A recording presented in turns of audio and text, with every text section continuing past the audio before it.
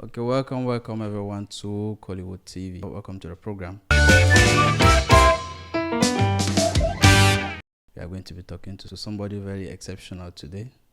He has many caskets. So this is a platform where we expose our Cameroonian talent that, we have a lot of talent in our country. We have a lot of talent in our industry. And we just think that there are not enough platforms, to put this talent out there. And today we will be talking to Mr. Tee Nelz.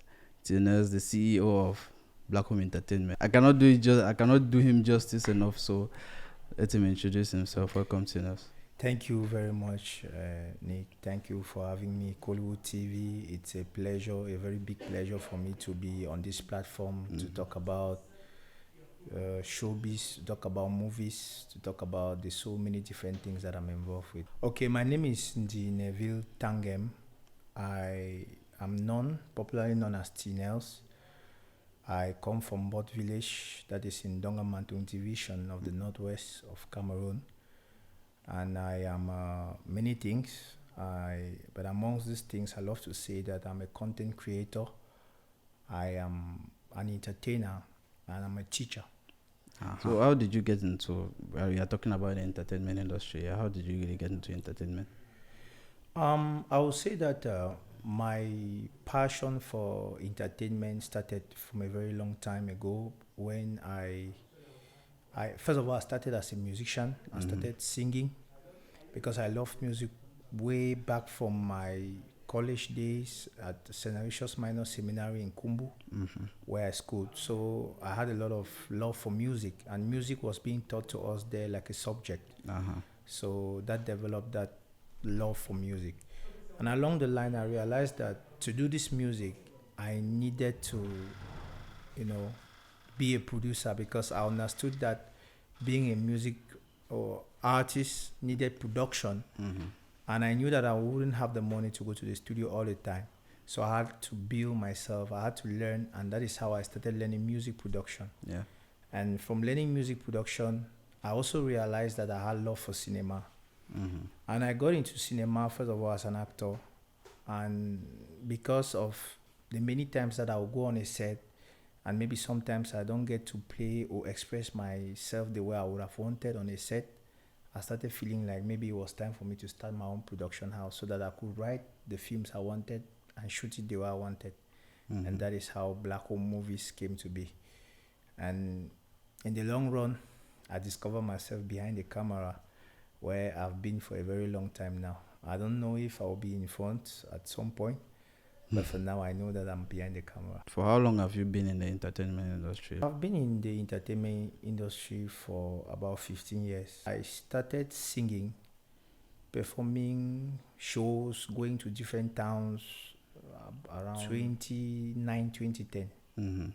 Yeah, I was already doing a lot of things at that time. I was already posters of shows and events, and yeah, I was really much involved in entertainment at that time. And I started Black Home Music label about 10 years ago. Yeah. That's quite a long time to be in the entertainment industry, don't you think? Yeah. By now you should be a household name, so qu'est-ce qui n'a pas marché? Yeah, household name, to me, I would say it depends, because I know that one thing is for sure: if I had put my energy on me, yeah, surely maybe something would have been different. But at some point, I realized that it was bigger than just me. So I wasn't that concentrated on pushing my own self. Yeah, I think Black Home Music has been a label for so many people. I have people like McCoy, the White House producer, who is doing very good now in the industry. Those are people who started with me. Monty, Charlie X, so many of them, that some of them are not in the country anymore. And it's because I had to step back. I had to step back and try to push a movement. Okay. So I just believe that that's why maybe I didn't get to the level that you are talking about. Well, maybe you might say that, but I think it's maybe something actually was working, because instead of putting yourself out there, putting your name only out there, you kind of brought up a lot of other people. And I think it's the same thing you do with Black Home movies and stuff. So I think En fait, quelque chose est en train de marcher. Yeah, I think it worked out. Yeah, Right. because what I wanted actually worked out. You know, when I look at most of them now, I have Mimi J, who is doing more of a poetry. She's doing very well with it. Those are people that I was working with, and I believe that what I wanted is working out because most of them are doing very well in the different things that they are doing, and that is all I ever desired when I started working with the crowd or with the team. But I guess it has not been smooth sailing all along, right? No, it's not. It's working with people is really tough. Like it's damn tough. It's because when you are dealing with people from different backgrounds and different mentalities, it's always very hard because you have to find a way to make all of them work at the same level and harmonize their different ideas and their different desires that they have. Trust me, it's not an easy thing. So what would you say is like your biggest challenge throughout this journey? Yeah, my biggest challenge was having to prove to the people I'm working with that I'm sincere, that I'm not trying to exploit somebody or exploit somebody. Let me put it that way. One thing in the industry is that the moment you gather a group of people, the next thing you hear is you are trying to exploit them. So that was one of my biggest challenge because you can be putting your soul out for someone and people are reading the wrong information about what you are trying to do, and sometimes it plays a lot on you psychologically because the people talking about these things don't know exactly what you are putting on the line to make that work. So I had that problem, but for Black Home Music it wasn't that tough like that because we were a team. Yeah. I wouldn't go to a show without McCoy, without Monty. Every show I got invited, I always took them. I was always with them on set, on stage, and it was fun. We were more like friends, and we were having fun doing music and having dreams. So for the other sectors, that is like the greatest challenge I've had, and to the challenge of resources, lack of resources. You're doing so many things, you have so many ideas, but the resources are very limited. How do you deal with the lack of finance though? I think that a lack of finance is something that if you manage properly, you can always find satisfaction while finding your way around things.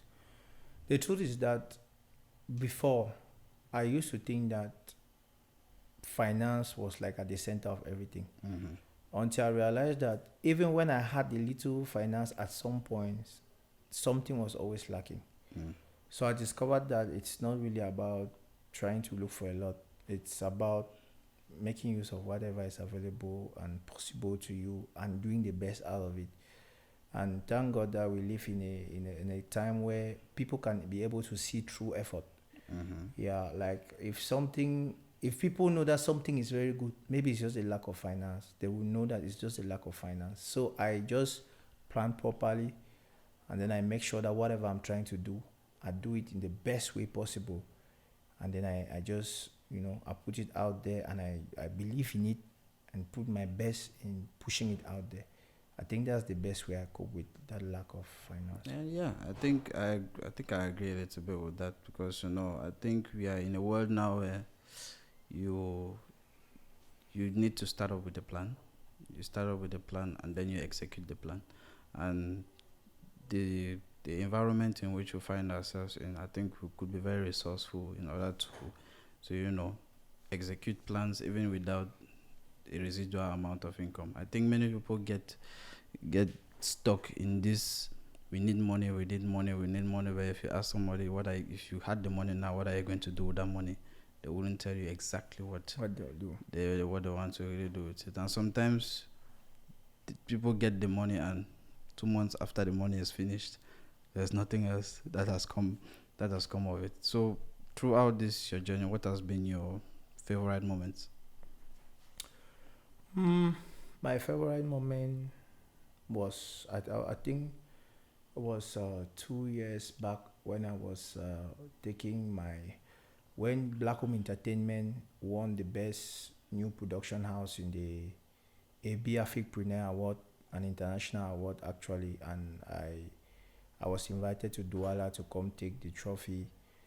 You know, that was one of the most powerful moments of my entire career because, you know, I got up that stage and then I looked down and then I saw Can Quintus, I saw Alain, I saw Chifo, I saw all those big people and I said, okay. When was that again?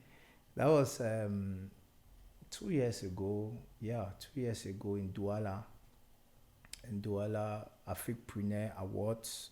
Yes, Black Home Entertainment won Best New Movie House. We were competing with other house productions from Nigeria.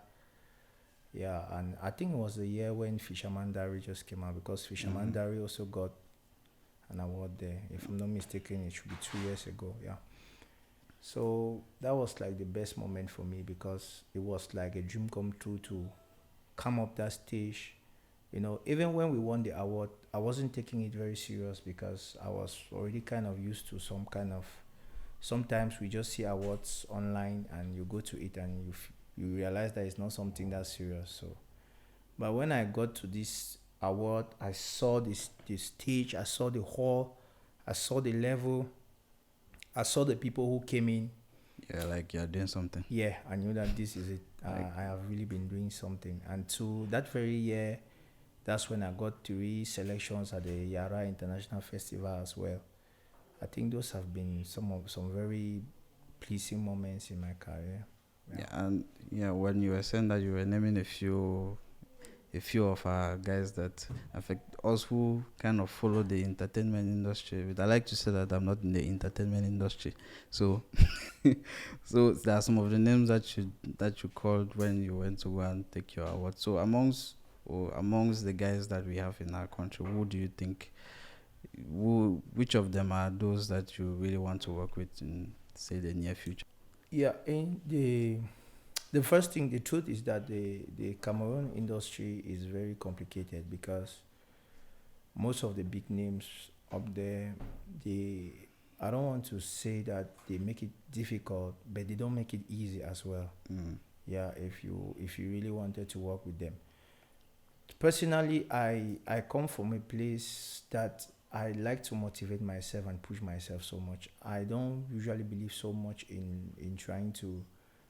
I just believe that if I have to work with anybody in the industry, I should work and the person should see that I'm able to work. I don't feel like I'm looking at someone and trying to come work with that person. I'm just trying to do my best. Okay. And just say that whatever, if somebody sees that, okay, at this level he can work with me on whatever I want to do, I will work. But if there is one person, I like his hustle. I like the way he does his things a lot. Yeah. It's Can Quintus. I like Can Quintus a lot because he is like, he does his things the way I would like to do my things. You know, he comes from his own angle. From his angle. Yeah, you could say he's bad, you could say what you like, right? But he's just doing what he likes to do. That's the kind of filmmaker I like to be. I like to just do what I want to do.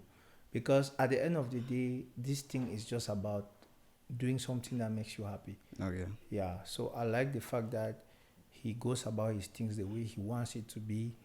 He does not have to beg anybody for anything. I don't know whether he begs in the back, but from what I know that he does stuff. And when you are prepared, you look at the way he did Fisherman's Diary. He came and took the whole industry by storm. I like that. I like working like that. You just sit, plan, then you execute well. Yeah, without too much drama and trying to link up too much here and there and all of that. I like the way he works. On the off chance that Kankitos is watching this, God Tee Nelz. God Tee Nelz is ready to work with you. He's ready to take over the world with you. So let's go out of Cameroon a little bit. Where do you see yourself like in the next? Do you see yourself working with like some of the guys out of Cameroon, and who exactly would that be? Personally, I believe that I would direct a film in Hollywood. Yeah, I know that I will do it. I feel that I feel it in me. I know that it will happen. I know it's a matter of time because I already know exactly how I'm moving, and I'm not God, but I feel that if God is blessing, just He has been blessing a lot, and if He continues blessing, my dream is to work on Hollywood set. That's where I'm going, and I am looking at it, and every day I'm asking myself, how am I drawing closer to it? How am I working towards it? And there is one special thing God has done that I like so much. Most of the things I've ever said with my mouth often happen. So saying this, I'm feeling so happy that I said this today. Manifesting. Yes, the things I say often manifest, and because when I say something, it means I've really looked into what I'm trying to do and what I'm trying to achieve. So I believe that when the time will come, I'll find myself there, and it will not be by luck.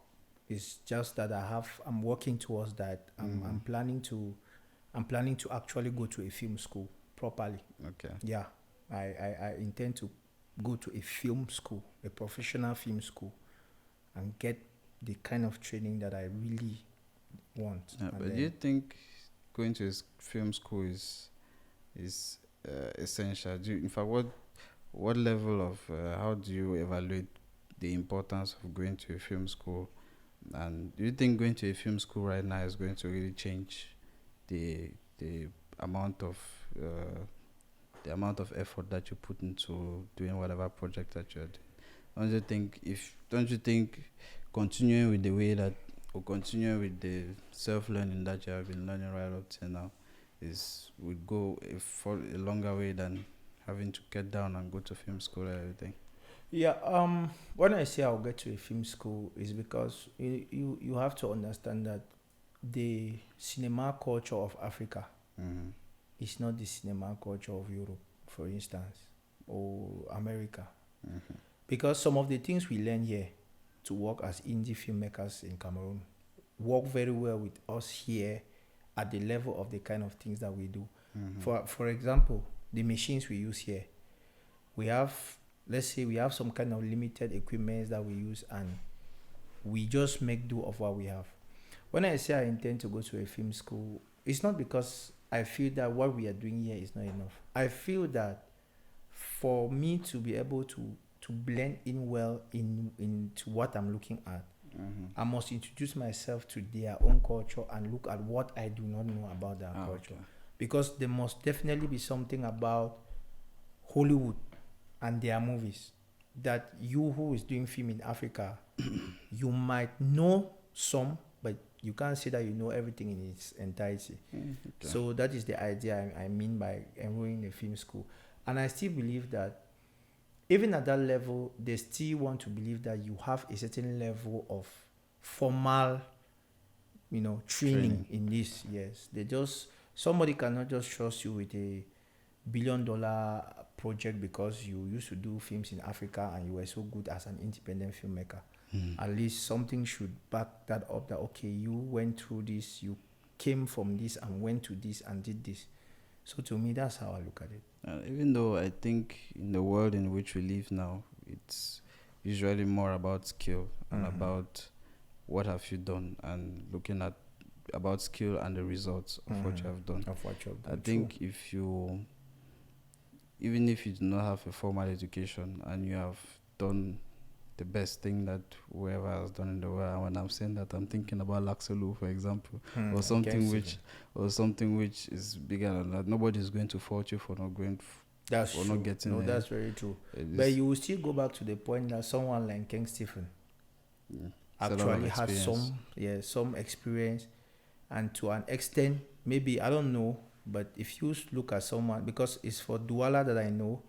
Because from what I know about Douala, he was formally trained as a cinematographer. Yeah. But I don't know very much about King Stephen. But I just think that experience still beats all of that. Yeah. But it's still another advantage if you can be somewhere in some formal place. Of course, you pick up something that you didn't know about. What do you think about the level of professionalism in that industry, though? In Cameroon? Yeah. In fact, if you had to rate professionalism in the film industry from 0 to 10, where would you? And you'd have to use 7, and you can't say 7. So, what is it going to be? For professionalism in the industry, if you say professionalism as a whole, as everything, I would say Cameroon is like 5 or 4.5. Why am I saying 5? Because the way things work in Cameroon is not like it's not working. In fact, let me put it that way: it's not working because people are putting a lot of effort, and what they have to show is just too small. Like it's almost nothing. And in other industries, for instance, you can benchmark the success of someone. For instance, you can go to Nigeria now. Permit me just take an example in Nigeria because that's the people I've been studying. You can go to Nigeria now and you call a Nigerian film director or a producer who just made a successful film, right? And you ask him that, how did he get this project to be this way? He can give you a blueprint. Step by step. Yes, this is what I did. And then I did like this and I did like this. You can even follow it and it will work. But in this country, nobody can tell you anything for real because it's like everybody is just trying. And sometimes if you want to follow the people that you are seeing that are making it, it becomes very difficult because you realize that there are so many other factors in the corner that you have no idea about. Yeah, so sometimes I can say that the Cameroon movie industry is a little misleading if you are not careful. Okay. Because I know a lot of producers that have invested money and have regretted. And I can tell you like that in every 5 films that have been produced in Cameroon, it's like 2 or 3 actually make the success that we celebrate.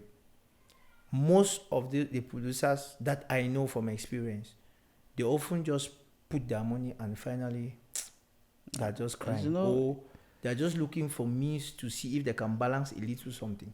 Yeah, so it means that something is wrong with the industry. Yeah, but it might not. Yeah, I understand everything you said, but you also understand that it's not just a Cameroonian thing, right? Because I think even in Hollywood, only like 10% of movies which are done in Hollywood even have like break even. So maybe it's kind of a difficult thing, I think, everywhere. But what do you think the Cameroon industry is doing right now? That they are doing right. The quality of the what movies. would you encourage in Cameroonian movies now? Quality. Yeah, Cameroonians are really when Cameroonians want to do a good film, they do it. If you watch Cameroonian movies, you see quality. Yeah, when I say Cameroonian movies, I'm talking about productions that people take time to do. I'm not talking about I don't know how to call it, but Cameroonians don't produce too many films, but the few they do, when you watch it, you see good. You see that people they want to do it. Yeah, especially with the fact that the resources are not there. So when you see what they're doing, I would say that quality. Cameroon has very good quality movies. Yeah, and what would you say needs to be ameliorated? Pride, ego, cliques is what is killing the industry because people cannot comfortably celebrate one another.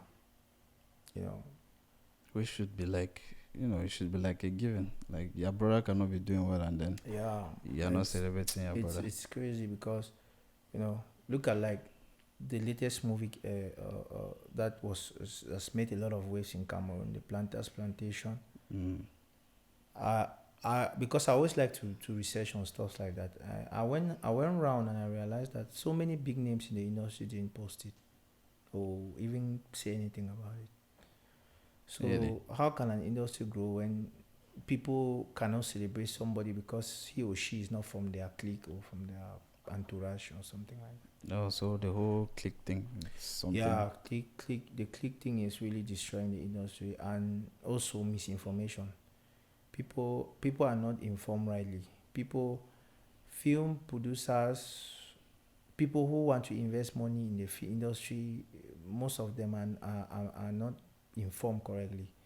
So you see somebody can invest money this year and after he says, me and that industry again, I will never pass because they didn't have the proper information And then one thing too in Cameroon is that we produce films before thinking of what to do with it. Yeah, that's one of the worst things in Cameroon. We go to shoot a film before thinking about what we'll do with the film, which is supposed to be all the other. You don't get up and go to shoot a film before thinking about what you want to do with the film. You have to be clear about what you want to do with the film before even getting to the set. Because if you are aware of what you are doing, you will know the market. You will know your niche. You will know that this film, I'm doing this for these people. So this is how this film should be. This is how I will sell this film. And then you now go to shoot the film because you already have a market. But in Cameroon, we shoot films before thinking, what should we do or who can buy this film? And in most cases, that's why films are shot. They don't see the light of day because sometimes the producer sees that all the efforts were in vain. He just gets frustrated and dumps the thing somewhere. Yeah, but how do you think we can fix it though? Because I think in order to build the industry, so to speak, we should be able to fix some of these things. How do you think we can fix it? I think that it starts with educating filmmakers and identifying people. You know, one thing which goes back to the ego and pride that I was saying is that if the filmmakers that started in the industry and made some mistakes can come back to educate the ones that are coming that, okay, this is where we didn't get it right, we will have a better industry that is growing. People have to, before you pick your camera and go to shoot, you should have an idea, first of all, of why you are doing it. Because everybody who is doing film is not doing it for the same reason. So it starts from why you are even doing the film. Because if you know why you are doing it, you will know how to go about it correctly. But if you don't know why you are doing it, you will not know how to do what you want to do correctly, and we'll keep having the same problem. So I think that it starts with arming yourself with proper information, with proper knowledge. If you are hoping to succeed in a field, try to find out how those who succeeded in that field succeeded. We should be able to learn from other industries that are working. We have other countries around us, Ghana, South Africa, Nigeria, they are doing well.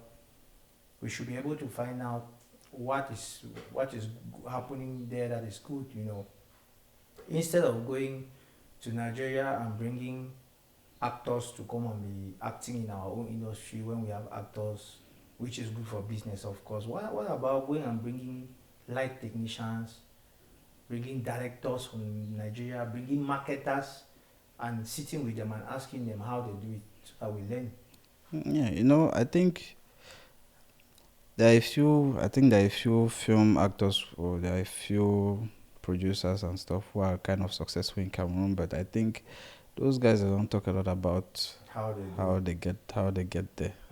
Maybe it's like some huge secret that you need to keep for themselves. Because I was watching one thing one day and someone was talking about Afro pessimists in Africa will say, and he thought that maybe it was a phenomenon that happened only in the diaspora or only with our brothers in the diaspora, that when an African or when a Cameroonian, for example, is successful, it's as if he wants to be successful alone.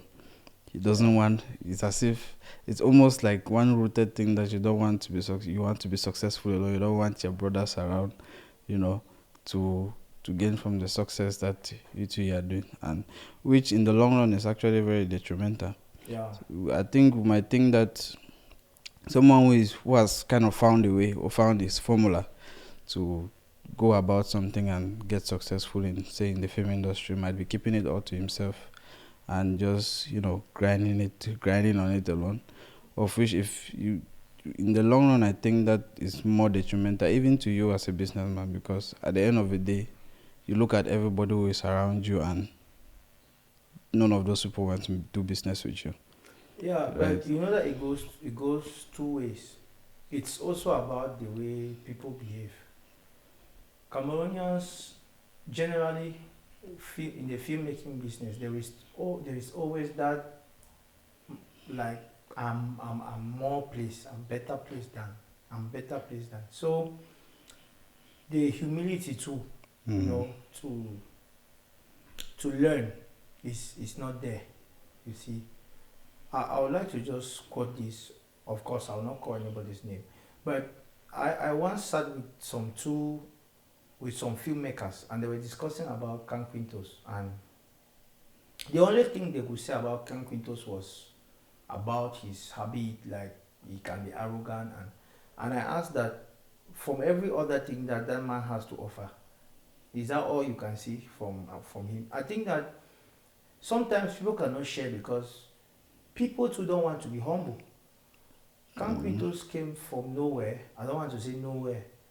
Let me say he came when we're not expecting, and changed it. I can say that Can Quintos changed Cameroon film industry as we know it, because it is from him that people started trying to really aim high. Before, people were doing good stuff, but it was not really competitive like it is now. So, but now if he came and did something like that, how many people actually said, okay, let's find out what was the concept, how did he pull this? You will see filmmakers will that want to look at, he is this, he is that, this is wrong with him, this is what is not wrong. So we don't have that culture of picking the good from people. You know, you can not like me, but you can like an aspect of my hustle. Yeah. You should be able to come for that thing that you want from me and get it and go away. You don't have to, you know, people don't have to be pleasing people to learn. He does not have to have a good attitude for me to pick something from him. Yeah, sure. If he's good at what he's doing and his attitude is not that good, I will deal with the attitude and learn what I want to learn. So I think that we don't have that culture too. That's why those who know what they know stay quiet. Because somebody cannot go out there and learn something, or maybe pick up something, you don't know what they went through. And then you don't want to be humble to learn it. You want to also raise your shoulder. They'll definitely not tell you.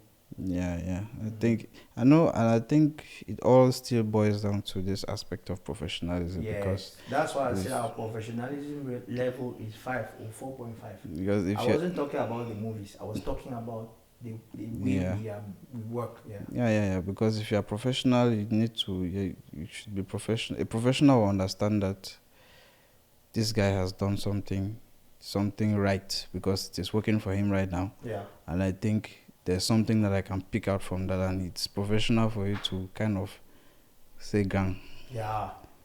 Gang. Even though I know some don't like each other, but gang. And Yeah. I know that you have something that, you know, that can benefit both of us, and you kind of work together because, well, there are many enemies, so there are many people that you would think are concurrent. Yeah. But they still work together and they are still prosperous together, and they make business and they do business together, and it kind of pushes the whole industry ahead. So where do you think our entertainment industry as it is right now? I know that we have spoken a lot about the film industry, but where do you think the entertainment industry in the whole would be in, say, 5 years from now? Well, I think that a lot of things are changing. Yeah, a lot of positive things are happening, and people are believing in Cameroonian content.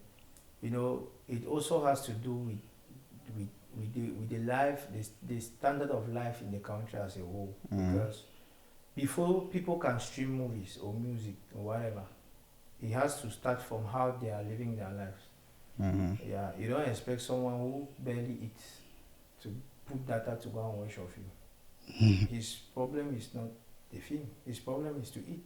So it starts from the livelihood of Cameroonians as a whole. So if the standard of life in Cameroon as a whole is changing, that is how consumption of art will change. And you see, other places are very big because the people there who consume the art and promote the industry, they are already doing very well. You see, you can put tickets of a premiere in some places for 20 million and people will pay. If you put that in Cameroon, well, no. I don't know. Where would you like the industry to be in the next 5 years? In your own imaginary scenario, where would you like it to be? I see that there will be a lot of change, a positive change, because to there is a lot of one thing that is happening now that I think that if it happens properly, you know, for instance, if the way Cameroon government and the way Cameroon as a whole looks at sports, yeah, if entertainment is given a little attention to like that, I think that a lot of things can sit up.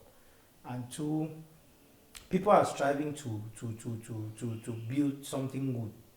Yeah, mediocrity is still not as it was before. Like everybody is trying to really do things correctly now, and that is the way an industry goes. So I believe that if more investors invest in the industry in the next 5 years, people doing movies in Cameroon will be living good. You know, actors, musicians, content creators in general, they'll be doing very well. Okay. Yeah.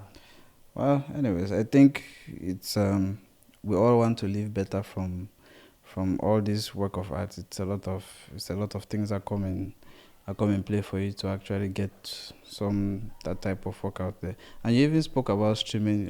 It just came to my mind. This I think I saw it on the internet one time. Film Room? Yeah, Film Room. Film Room, and I think there were a few filmmakers around. I was in the vicinity. And really, I would like to say, if we really look, I'm sure the film community or the filmmakers community is really going to benefit from looking at things from the consumer's perspective. Looking at how the consumer consumes and the behavior of the consumer and adapt to it. Because the discussion really was around how I think my issue with the whole thing was about the barrier of entry to watch whatever thing that I wanted to put on the film room. Because I just thought that they could do a lot more, because I think it's a really, really great project. I think it's something very good, but I think it was done looking at how is it going to benefit the filmmaker and not how is it going to benefit the consumer. The policies they have. Yes, because like I said, the barrier of entry. If I can remember very well, I think it was I think you had to like download the app and pay whether it's 300 francs or something, or it was 200 or I don't know. Or it was even 100, I don't even care, but to watch a single movie. And I was like, why would I want to pay 100 francs to watch a single movie and pay another 100 francs to watch another movie and pay another 100 francs to watch another movie? For the average Cameroonian who doesn't consume as much content or as much movies on such a platform, which is a new platform again in that way, the 100 francs might seem small, but it's a huge barrier for a lot of people. And if you just really think about the consumer and the consumption habits of the consumer, I think there's a lot of things that could change and that could go forward and that could make the whole industry better. Yeah, I think that for that aspect of film is just like what I was saying, that sometimes we do things before thinking about the people that we are doing it for. Because just the fact that we have a million applications in our phones to watch free movies from everywhere. You know, it's just logical that if you make it that complicated, because 100 francs is to purchase. What about the data that we use to watch it? Yeah. So if a Cameroonian thinks that it will cost him 500 francs to watch a film, he will definitely go and watch another one that is completely free somewhere.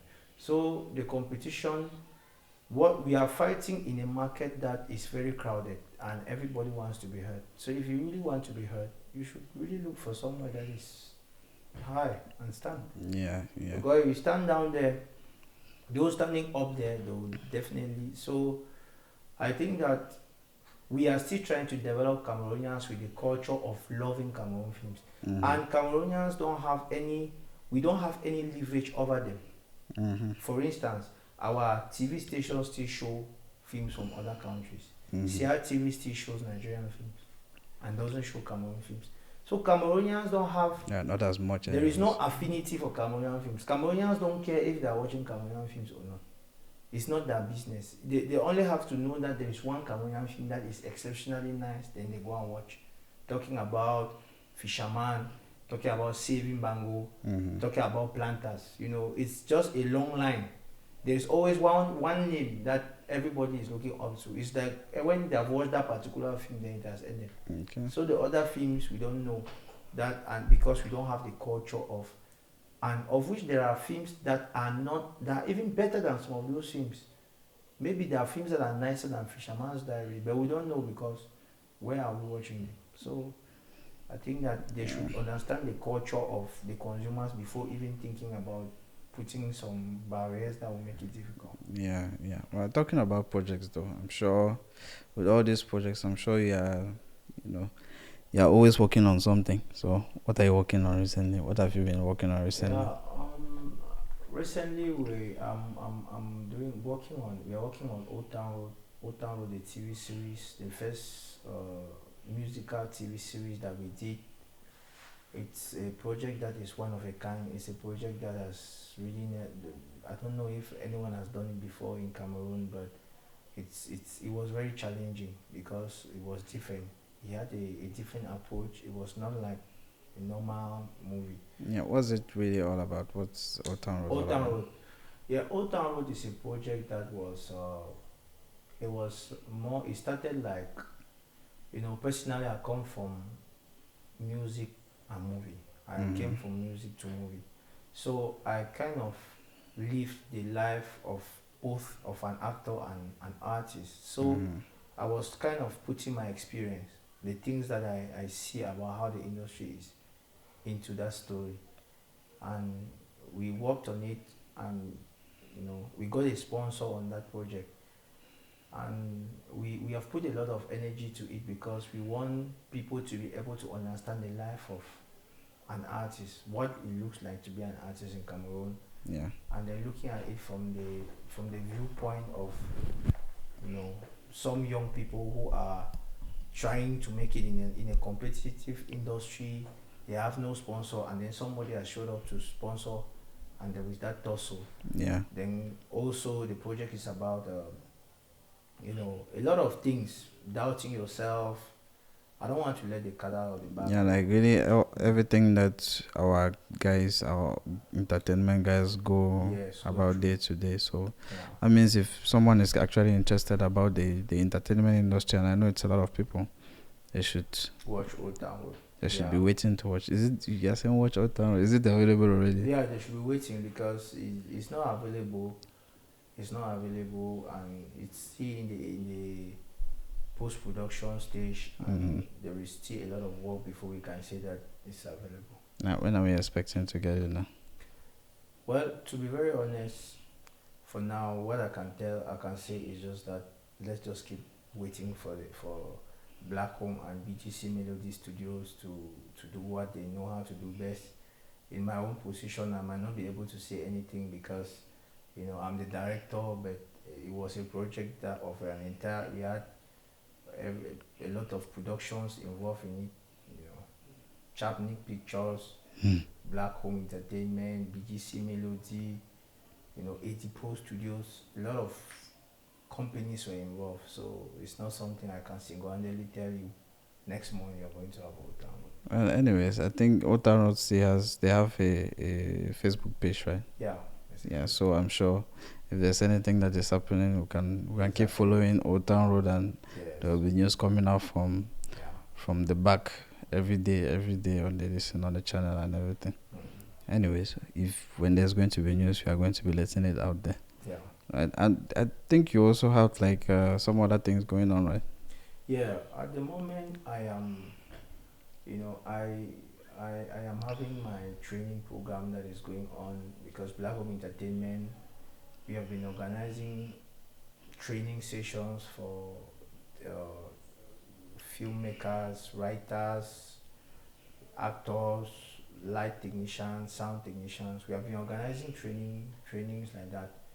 And one of the very first reasons why we decided to do a project like that is because we decided to empower our team, our members, with skill. Because personally I realized that if you attack the entertainment industry only from one front, I don't know, but to me, I felt that it is important that my actor should know something else. So all Black Home members were compelled to learn something behind the camera.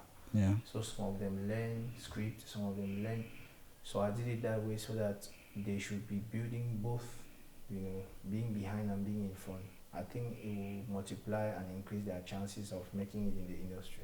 Yeah, absolutely, absolutely. I think, like I usually say, there's no wealthy person on earth who makes money just by with one thing. Yeah. You kind of have to multitask sometimes. Maybe not really multitask, but diversify. I think diversify is the right word. Yeah, you need to diversify in order to increase your chances of success.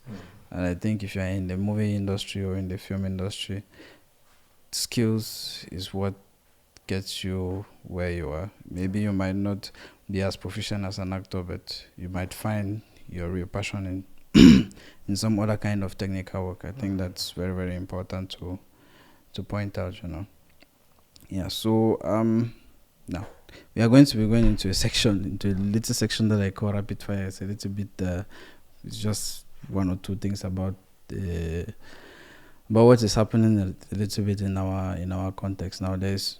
When I say Laxelu, what's the first thing that comes to mind? Action movies. Yeah, what's your general appreciation of Laxelu, The Highway by Dr. King Stephen? I think it's good. It's good. It's very good. It's good to see. It's good to see Cameroonians do something like that. It's one of a kind. Ken Stephen is someone that has proven time over and over again that he has more. He can do a lot. I think it's a very good project, and I really love what I saw or what I've not watched the movie. I've seen only the trailer, and I really like the standard. I like the way it looks, what they went for, and I can also see that there was a lot of preparation. And it took a lot of time. It's really good. I hope that you're going to watch it. Yeah, I definitely look forward to it because I have to watch. I have to see what Cameroonians did. Action movie is still the one genre of movie that Africans have not really, placed their complete palm on it. It's still a little. So maybe Ken might be the one that has successfully done the magic, yes. So I'm looking very forward to it, and I'll go and watch like a consumer and watch too like a filmmaker. Voila. And Libyanka people, what's your appreciation? Libyanka people, the way that song, the success of that song, to me feels like some things can't be explained. Why do I say that? Because, to be honest, I know so many Cameroonian songs that are way better than that song. Not that the song has a problem; it's a very good song. But sometimes when I listen to the song, I can't really place why it's that huge. I don't understand exactly why. Is it the message or the beat or the way she sang? Because everything about that. Times, or more often than not, it's not about how perfect it is. There are so many factors around that piece that would make it a success or not. I just think that maybe putting together the message, putting the melody and everything, and just generally doing good music, and catering to a certain audience and catering for your audience or for your community. I think a combination of all of that can. That's where it even gets a little tricky for me, because when you listen to Awu's album, for instance, you hear music like, that this guy took his time from the production, every single thing. But when you see the way it was received with a lot of cold shoulder, you just understand that. That's why I said that I just believe that the magic is our team, because there are so many Cameroonians that have done really great songs this year. Really, I mean, great music, and it's just there. So sometimes when you put all those aspects of good, I wouldn't say it's not good promotion, because even Awu went to Europe I did a couple of stops in Europe. Well, that doesn't mean that it was. That does not, go down to the promoter well. But I'm just saying that that is the part of art that you can really not explain, because hit songs sometimes there is no explanation. It just happens as hit. Yeah. Yeah, it's just there is a part of it that you cannot explain. No, I like to say hit songs are retrospective. Yes. You don't do a song and then you say that, like, this is a hit song. It just comes. If the hit song decides to come, it comes. It can come from any genre. It can come from any tempo. It can come from any direction, from any artist. It doesn't have any formula. So which are the 5 songs you say are your top 5 now in Cameroon? 5 songs to bring it down to a level of songs will be Yeah, like top 5 for you. Songs. Yes. I think that I like. In fact, the first problem is that I have some specific Cameroonians that I listen to their music so much. So my top 5 will probably just be those people, their songs, like 5 of them. Yeah, I think that I like a lot of local. I like I like local so much. I like Salatiel. I've recently been liking a lot of Awu. It's because generally I like artists that have a little R&B feel to their music. Mm-hmm. Yeah, I don't over like Afrobeat that much. I like more of artists that are a little inclined towards R&B somehow in the way they sing. Mm-hmm. Yeah, that's why I like local. I think I have like 2 of local songs that will be first and second. Then will be Salatiel, then talking about Awu. Yeah, I think basically those are my favorite people and some of their songs. That's why I was talking like that. You might not know that he has a label. How is it that none of your artists is inside that list? You started up. I think the Black Home Music label is like coming up after a moment of hiatus, right? So what's happening there? I've been seeing a few things on the internet. So tell us a bit more. Black Home Music, when I stopped the labels at some point because I felt that I'd given all that I could give to the artists I had at the time, because I had produced a lot of songs, I had written songs, I had released their songs, released album for everyone. Everybody released an album. I did shows with everybody, and at some point I just realized that there was really nothing more I could offer, because at that point, whatever would happen to them, it had to be from their perspective. It had to be now their own effort. Yeah, running a label when you don't really have any resource, it was just strategy. So at some point I felt that strategy wouldn't cut it anymore. Okay. So I decided to just let everybody loose, but still supporting them, still recording their songs. So what are we expecting from the Black Home music of now? No, the Black Home music now is my approach now is very different. And the approach I have now, I think I like the approach, because now I'm no more focused on, with the old team, it was let's do a good song, let's release on YouTube, let's promote. But the approach now is not YouTube. It's not let's record a song, let's release. No. My approach is let us find a way for these artists to be singing at the Unity Palace. Tee Nellz, thank you very much for coming. I think at least this time we are talking on camera. We have had some of these discussions off camera before, and I think we need to be a lot more people need to be having these conversations.